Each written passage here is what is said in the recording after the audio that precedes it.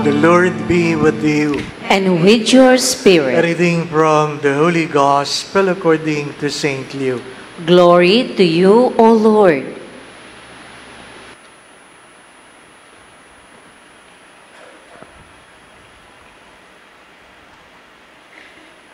Jesus told his disciples a parable about the necessity for them to pray always without becoming weary. He said, "There was a judge in a certain town who neither feared God nor respected any human being. And a widow in that town used to come to him and say, 'Render a just decision for me against my adversary.' For a long time, the judge was unwilling, but eventually he thought, 'While it is true that I neither fear God nor respect any human being, because this widow keeps bothering me, I shall deliver a just decision for her, lest she finally come and strike me.' The Lord said, 'Pay attention to what the dishonest judge says. Will not God then secure the rights of His chosen ones who call out to Him day and night? Will He be slow to answer them? I tell you, He will see to it that justice is done for them speedily. But when the Son of Man comes, will He find faith on earth?'"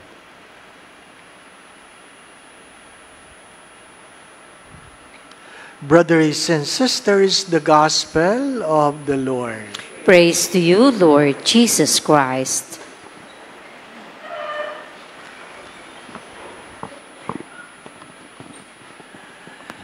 Perhaps you are aware of the Pink Sisters.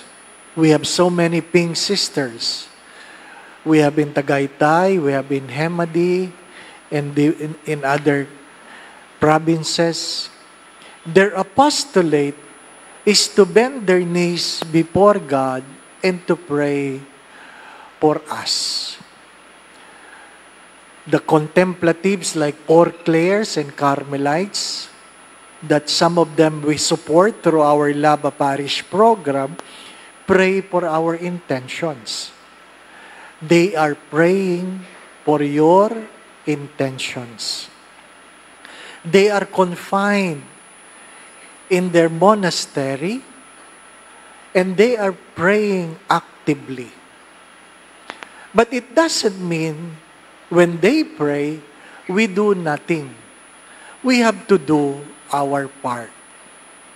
We have to do our part. The first reading, Moses, his part is to pray for his people as they battle against the Amalek. Pagod nang nakatayo, iniupo sa bato, at tuwing ibinababa ang kamay, natatalo sila, kaya hinawakan ang kanyang mga kamay para palaging nakataas. There's power in a hand that is raised before God. But it doesn't mean they won just simply for Moses to pray. The other side is that they have people with their sword battling against their enemy. Merong nagdadasal, merong nakikipagdigmaan.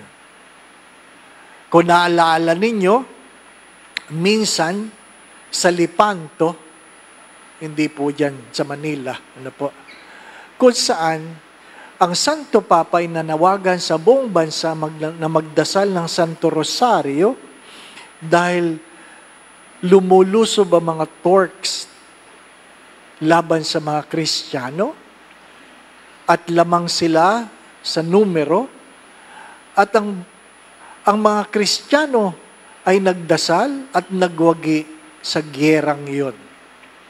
Merong nagdadasal, merong nakikipagdigmaan. Ano po? Mahalaga yun. Ano po? Pray and work. Pray and work. Hindi pray or work. Magkaiba po yung or. Ibig sabihin, isa lang. Pray and work, it means prayer and work must come together. Must come together. The second reading reminds us of what? That we can rely on the faithfulness of God. The responsorial psalm reminds us of what? That God will always help us, and He is a God who never sleeps.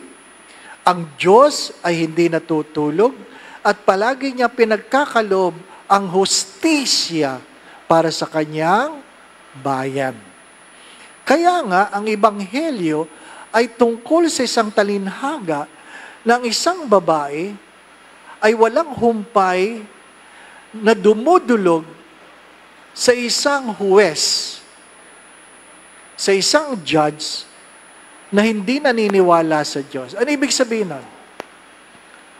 Walang sino mang tao sa mundong ito na mas makapangyarihan kaysa sa Diyos. Kailangan mo lang kumilos. Kailangan mo lang kumilos. Alam ninyo yung mga salitang push. Pray until something happen. P-U-S-H. Push. Kung meron kang kailangan, push. Ano po? Saint Ignatius of Loyola have said this, when you pray, pray as if everything depend on God. But when you work as if everything depend on you. Hindi pwedeng puro dasal na walang trabaho, at hindi rin pwedeng puro trabaho na walang dasal. Di po ba, ano? Hindi pwedeng, Lord, sana magkatrabaho ako, pero hindi ka nag-a-apply. Hindi po ba, ano? Hindi darating ang trabaho na puro ka dadasal. Di po ba, ano? Mag-apply ka. Ano palagi yung biro dyan? Yung nanay, sabi ng kanyang anak, Ma, nanaginip ako. Ano pa naginip mo, anak? May trabaho na daw ako. Sabi ng nanay, ay, ang ganda na panaginip mo, anak. Matulog ka uli. Bakit, ma? Baka sumahod ka na. Mahirap yung puro panaginip. Di po ba, ano? Kung gusto mo makapasa sa board exam, mag-aral ka. Mag-aral ka. Hindi pwedeng puro dasal, puro pa pray over, puro pa bless ng lapis at ballpen. Ha? Hanggang ngayon, meron yan. Ha, Father, bless mo naman ang lapis at ballpen. Bakit? Kukuha ko ng board exam. Nag-aral ka pa. Di ba? Ibabad ko man sa holy water yan, hindi ka papasa. Ano pa? Feeling nila, papasa sila. Di ba? Mag-aral ka. Ano ibig sabihin na nag-aaral? Nagre-review, iniintindi, minimemorya. At pagdating ng exam, sumasagot ng tama. Di po ba? Ano? Nag-aaral. Wala namang maalala. Di ba? Hindi ka nag-aaral. Nagbasa ka lang. Di po ba? Ano? Mag-aaral ka. Ha? Mga minamahal na ba kapatid? Kasama sa panalangin ang pagsusumikap, kasama sa pagsusumikap ang panalangin. Gusto mo mahaba ang buhay? Hindi pwedeng puro dasal. Ayusin mo ang iyong kinakain. Hindi pwedeng lahat ng bawal kinain mo. Di po ba, no? Alam mo naman, bawal ang mataba, bawal ang matamis, bawal, di ba? Pero masarap hindi po ba, ano? Lord, iligtas mo ako, iligtas mo ako. Di ba? Mayroong ganon, di po ba, ano? Bahala na si Lord. No? Kinuha ka mamaya kasi bahala na, hindi po ba, ano?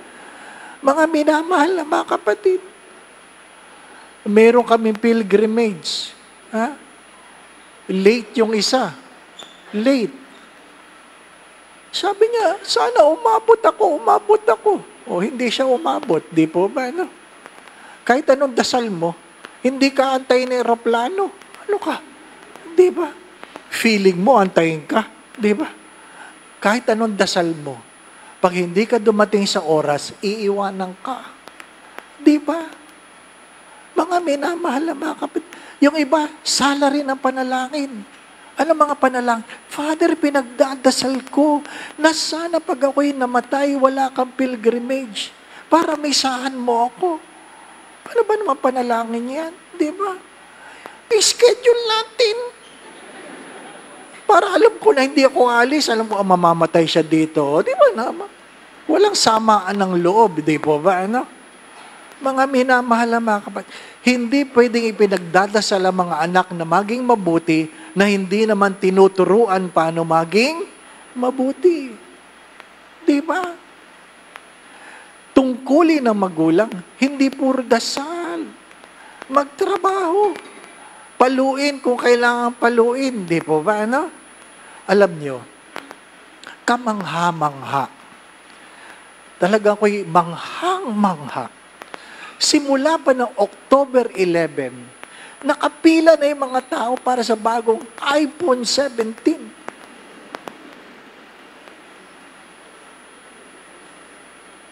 Sabi ko doon sa mga guard, anong ginagawa nila dyan? Ang aga nila, nakapila yan sa iPhone 17. Ha? Grabe. Anong makukuha mo sa iPhone 17? Magbabago bang kausap mo? Hindi naman. Di ba? Sorry for the words. Bakit? Mas maganda bang filter niyan na pag kinunang ka, gumaganda ka? Hindi naman. Mga minamahal na mga kapatid, hindi ko maintindihan. Ano ang iyong pinapahalagahan? Di po ba, ano? Yung iba nga, nagbayad pa eh. Sabi ko doon sa guard, yung mamang yan, kaya ba niyang bumili ng iPhone 17? Di ba? Hindi, Father. Mga binabayaran yan para pumila. Isipin mo, nagbayad kayo ng pipila para sa iyo? Di ba? For iPhone 17. Magugulat ka. Paglabas niyan, may 18 na kagad. Oh. Pila ka uli. Di ba, no? Hindi ka pa bayad. Di ba? Oo. Yun ang malungkot na kwento. Yang bago yung cellphone, ha? Bago yung cellphone. Inabot ng iba yan. Ano po? Yung ang cellphone ay ang lalaki. Parang pangkas-kas ng yelo. Inabot niya yan. Ano po? Na pag nagse-cellphone ka sa gabing ganyan, ay wala namang ano, ha? Pag nahulog sa'yo, putok. Hindi po ba? Ano? Gano'n ang mga cellphone noon. Ano po? Ha? Isipin nyo, umattend ako ng ordination sa Mindanao. Ha? 1998. Umattend ako ng ordination. Nagulat ako. Naka-cellphone na, mga bata. Naka-cellphone na. Sabi ko, ha? Advance ang Mindanao kumpara sa Manila? Naka-cellphone kayo? Sabi gano'n. Sabi ba naman ng isang pari doon, walang signal dito, Father, walang signal. Ba't naka-cellphone? Wala lang. Di po ba? Wala lang. Para lang sabi may cellphone. Alam nyo, kailangan namin umakyat ng bundok, ha? Para makakuha kami ng signal. Ha? Nakaikot kami sa puno ng saging. Nandun kami nagte-text lahat. Akala mo sabay-sabay kaming umiihi ng ganyan, no? Doon lang mayroong signal. Ano ibig ko sabihin? It's all about priorities. It's all about priorities. Bakit ang mga panalangin hindi dinidinig? Mali ang hinihingi. Ikalawa, mali ang paghingi. Ikatlo, hindi pa napapanahon. Naintindihan po ninyo? Lahat ng panalangin dinidinig ng Diyos. Ang problema, mali ang hinihingi. Di ba? Tabi, patawarin niyo ako. Sabi nung, Father Mason, ikaw, body shaming ka. Anong body shaming? Di ba? Yung bang, ang hirap nung gusto mo mag-diet, gusto mong pumayat, Ayaw mong bawasan ang iyong kain? Di po ba, ano? Ha? Hindi nangyayari yon. Excuse me. Di po ba, ano? Kahit anong iyong dasal, Lord, sana pumayat ako. Hindi mangyayari yon. Kahit anong gawin ninyo. Di ba? Yung tutungtong ka sa timbangan, na mamumutok ang timbangan, di po ba, ano? Ang bigat ko. Ha? Para hindi masama ang loob mo, humiga ka. Itaas mo ang paa mo, ipatong mo ang timbangan, magaang ka. Di ba? Di ba? Ilusyon. Ilusyon. Ha? Lord, kung hindi rin lang ako papayat, patapain mo silang lahat. Ano ka ba? Dinamay mo pa kami. Di ba ba? Ano? Kung hindi rin lang ako papasa, ibagsak mo kami lahat. Ano ka? Anong klaseng panalangin yan? Di ba ba? Ano? Kaya ang hirap maging teacher. Alam niyo ba yun, ang hirap maging teacher? Kasi pag hindi ka nakagawa ng assignment, ang panalangin mga estudyante, sana may sakit si ma'am, sana may sakit si ma'am. Di ba? Uy, pinagdasal nyo yan, di ba ba? Ano? Aminin ninyo. Hindi ka nakagawa ng assignment, ang panalangin mo, sana may sakit si ma'am, sana may sakit. Ang problema doon, yung iba sa inyo, sana may bagyo, sana may bagyo. Kaya ang lahat napapahamak eh. Di ba? Tatawa-tawa kayo. Totoo yan. Ang mga panalangin, pang sarili lang. Kaya hindi dinidinig.